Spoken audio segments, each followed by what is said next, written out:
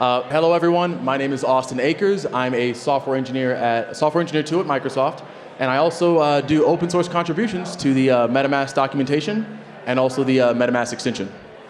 So, with that being stated, throughout my 2.5 years, almost 3 years, just being an open source contributor to the MetaMask documentation and extension, I have 5 lessons I've learned contributing to an Ethereum open source project.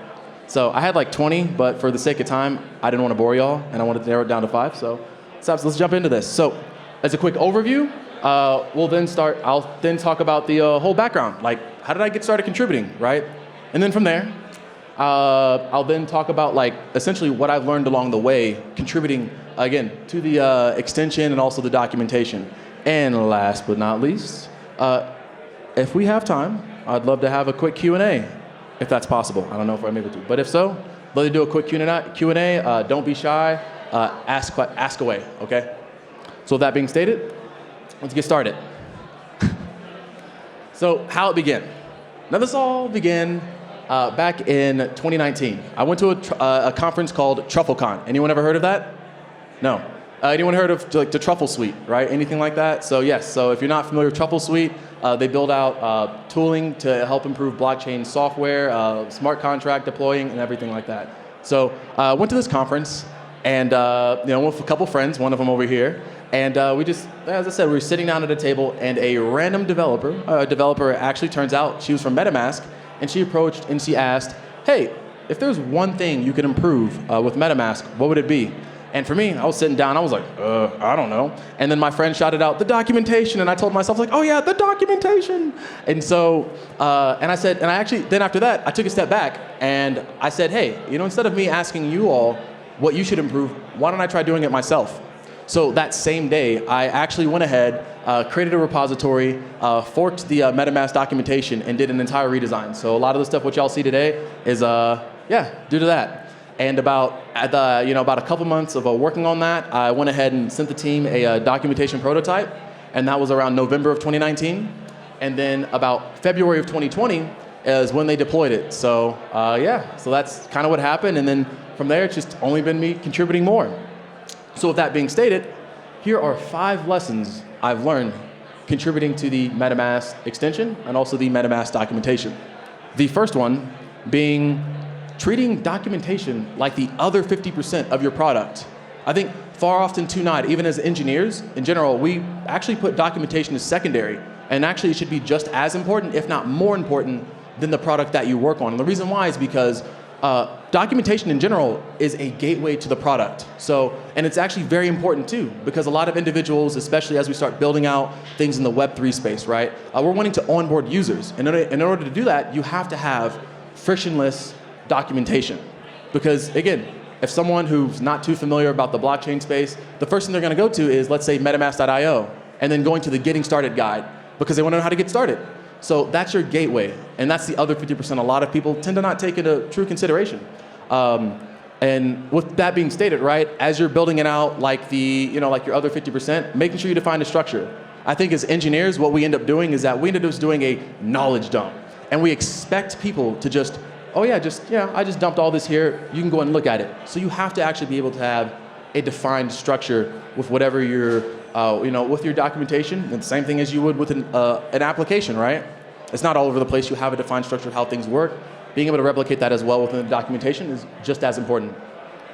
And last but not least, within this is making sure it's a continuous process. You aren't just, putting this information out here, you have to continuously audit what you're doing. The same way as an engineer, when we're going back, refactoring code, you have to act the same exact way with your documentation, asking yourself, hey, okay, this is pretty interesting, but let me go ahead and go back, audit this, and find different ways to go about improving this, which brings me to my next lesson. Within auditing, right, this is cool, we've defined a structure, we've audited our documentation. Well, over the past 6 to 8 months, I've actually started reading a lot more about how to build out well-defined documentation, right? And I actually figured out that there are about roughly 4 themes in documentation, right? So 4 different distinct themes within documentation.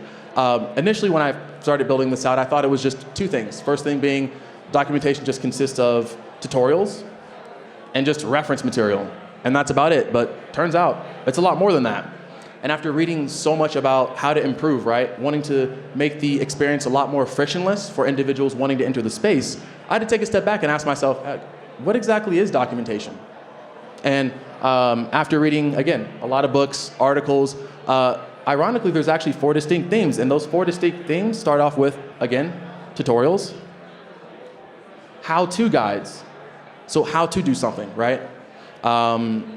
Explanations, and also, last but not least, reference material. So being able to reference back, or having individuals be able to have an ability to reference back. And these 4 distinct themes is what make documentation very successful, right?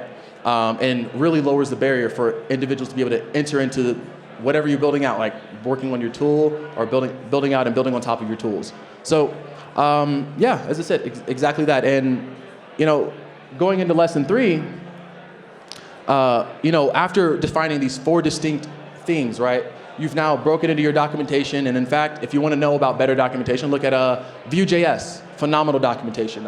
PyTorch, I think Flask as well too, Angular, React, they all have phenomenal documentation. But you've now broken this down, you've defined a structure, you've now figured out there are 4 different themes. The next bit is writing with empathy. Now, a lot of us here who are pioneers, a lot of people who are pioneering in the space have a lot of knowledge. And with that being stated, being able to take that knowledge that you've acquired while building out, let's say, a blockchain, building out protocols, you need to make sure you can take that and use that and actually approach writing things, whether it be from the code that you write to the documentation that you write, and you have to figure out how to close that knowledge gap, right? And also with that, right, while you're closing that knowledge gap, not assuming, because not everyone here is a senior engineer, not everyone here is a mid-level engineer, or better yet, not everyone really in general is familiar with just Web3 in general. So being able to not only close that knowledge gap, but while doing so, not assuming that that individual is just automatically going to read what you've just written and you expect them to know it. So you should be able to write effective code that's easy for not only just a senior engineer, right, but also a junior engineer too, right?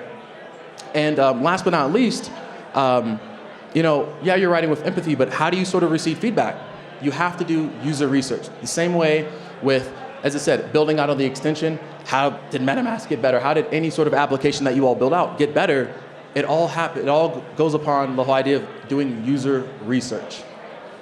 Which brings me to lesson 4, discovering feedback sources. Now, contributing to, just in general, right? To the MetaMask docs and the extension as well. I've had to figure out there are 3 distinct ways for me to be able to receive feedback to help improve the overall well-being of just the ecosystem in general, right? Because that's something that is referenced a lot. So the first one being, which I learned really interestingly enough, being a contributor, is reviewing GitHub issues. And that sounds really straightforward, but you'd be very surprised. A lot of the projects out here, a lot of people just don't actually sit down and try to review a lot of issues. And to be quite frank with you, it really is really interesting. Next up is reviewing PRs. So you have reviewing GitHub issues, right, where you're taking a look, someone's saying, hey, this transaction's not working the way, or send transaction's not working the way I actually thought. Well then, reviewing pull request actually approaches it in a completely different manner, where people put in saying, hey, you know what, I think it can be improved this way. So understanding the community and also understanding and knowing that the community themselves are saying, hey, you know what, I think it can be better explained, or better yet, it can work even better this way. Here's why. So reviewing pull request is just as essential, if not more essential as well, to reviewing the issues. And sure, we have these 2 things, but let's be honest here. Not everyone here, like how many of you have a GitHub by show of hands? Not everyone, but a lot of people. That's awesome, right? Yeah, it turns out, as I said again, you have to have different means of being able to interact and communicate with the community. So being able to talk directly with the community, right? So that means, again, a lot of people have Discord channels, Telegram groups, and just being able to figure out those ways to, again, lower the barrier to entry for you to be able to receive feedback from your users. Because not every MetaMask user, not every, honestly, user of your product is going to be an engineer. It's not going to have, not only are they just not an engineer, they also just don't have a GitHub. So having those means of being able to receive those other means of community feedback. And that actually is proven to be very interesting. And also comes with, again, talking to people directly in person. And last but not least, well, I'll look at this right here. So we've looked at reviewing GitHub issues, reviewing pull requests, and talking directly to community. It sort of creates this feedback loop where you do something, you then measure it. And how do you measure that, right? You measure it by looking at the amount of issues about that one specific thing that's problematic, reviewing pull requests, and then after that, you're analyzing it, saying, hey, what exactly is the community actually saying? And really trying to better understand that. And then last but not least, you correct it. Well, sorry, another thing, you correct it. Like hands down, if the community is saying, hey, something's wrong here, or hey, I'm not really understanding how this works, and they're giving you a lot of feedback, doing what you can to do to actually correct, like specifically what's sort of like what's fuzzy for them, right? Or what's exactly, like what's not necessarily working, right? Or something broken. So, and then just repeat it. And it's a continuous process. And lesson 5, which I think is the most important part, especially being in this space, being okay with saying, I don't know, but yet. So when I first started working on the documentation, to be honest with you, I mean, I thought I knew a lot about Ethereum. I honestly thought I did. But after actively working on the actual documentation, I learned a substantial amount from everything from how Ethereum.request works to the innards of how, as I said, just innards of even just, how MetaMask or the extension or even works directly like with smart contracts, right? So being able to understand that, but being okay with saying, I don't know yet. And that's very important, especially in this space.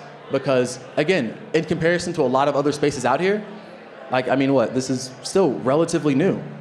So the first thing you have to ask yourself when approaching any sort of situation in anything that you're wanting to contribute to is like, why does it work this way? And how exactly does it work?